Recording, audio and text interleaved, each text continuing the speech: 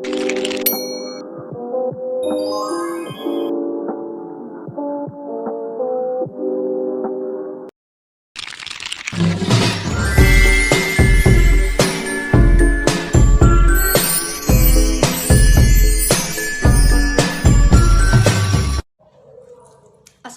warahmatullahi wabarakatuh. Halo semuanya, perkenalkan nama saya Arifa dengan NIM C0E023022. Di sini saya akan membahas mengenai hukum pajak, alasan pemerintah memungut pajak, teori dan azas pemungutan pajak di mata kuliah perpajakan 1. Nah, untuk pengertian hukum perpajakan itu sendiri, menurut Dedi, hukum pajak adalah keseluruhan dari peraturan-peraturan yang meliputi wewenang pemerintah untuk mengambil kekayaan seseorang dan menyerahkannya kembali kepada masyarakat melalui kas negara. Sehingga hukum pajak tersebut merupakan hukum publik yang mengatur hubungan negara dan orang-orang atau badan hukum yang berkewajiban membayar pajak atau disebut wajib pajak. Nah, dasar-dasar hukum pajak dibagi menjadi dua bidang. Yang pertama, hukum pajak material. Hukum pajak material itu sendiri adalah peraturan perpajakan yang berisikan aturan-aturan yang menjelaskan kondisi hukum, tindakan, dan kejadian yang wajib dikenakan pajak. Yang kedua, hukum pajak formal. Hukum pajak formal adalah peraturan pajak yang berisi aturan-aturan tentang cara-cara hukum pajak material menjadi realitas. Hal ini mencakup tentang surat pemberitahuan ketetapan pajak, surat keberatan atau pembanding syarat hukum pidana, penyidikan, surat tagihan, pembukuan, pembayaran atau penagihan pajak, metode penghitungan pajak, sanksi administrasi, dan lain-lain. Nah, adapun unsur-unsur atau ciri-ciri pajak, yang pertama, pajak merupakan kontribusi wajib warga negara.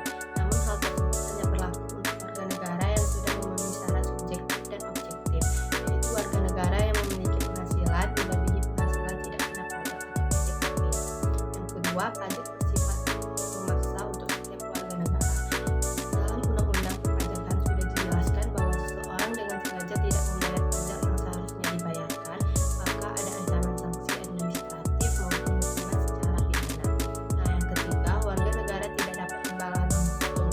Pajak berbeda dengan retribusi ketika sudah membayar pajak tidak mendapatkan langsung manfaat pajak tersebut yang akan didapatkan, misalnya seperti perbaikan jalan, lampu jalan, dan lain-lain.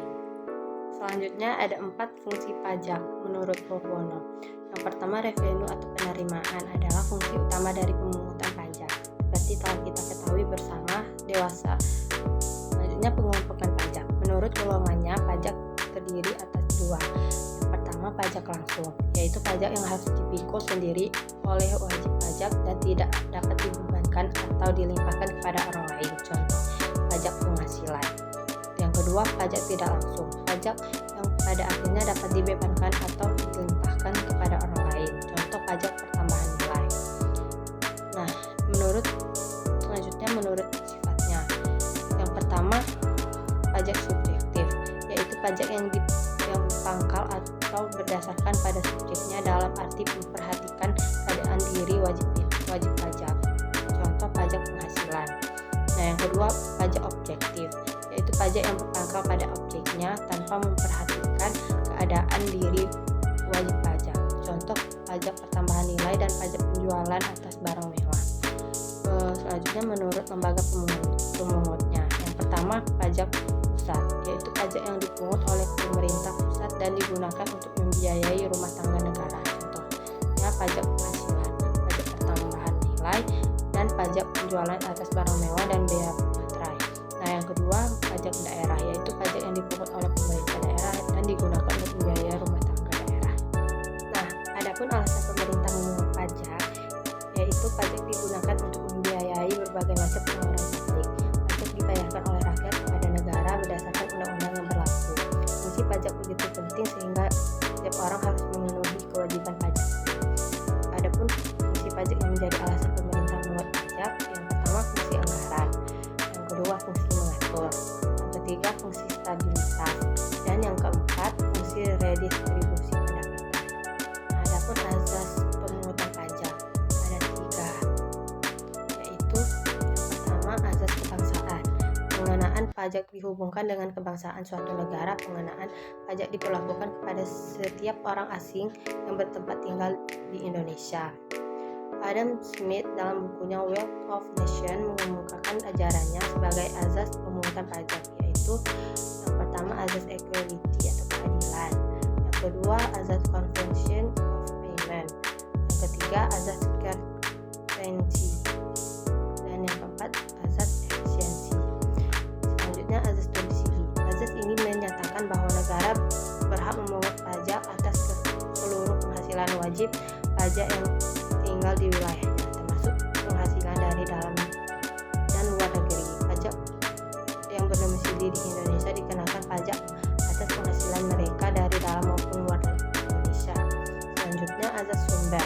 Azas ini menyatakan bahwa negara berhak memungut pajak atas penghasilan yang berasal dari wilayahnya tanpa memandang tempat tinggal. Wajib pajak orang yang memperoleh penghasilan dari Indonesia dikenakan pajak atas penghasilan tersebut.